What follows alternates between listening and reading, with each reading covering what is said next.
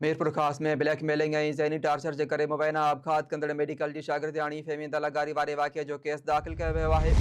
University जो principal नस्ल घरवारी फार्मासिस्ट आबिद लगारी ऐं ॿ शागिर्द नामज़द किया विया।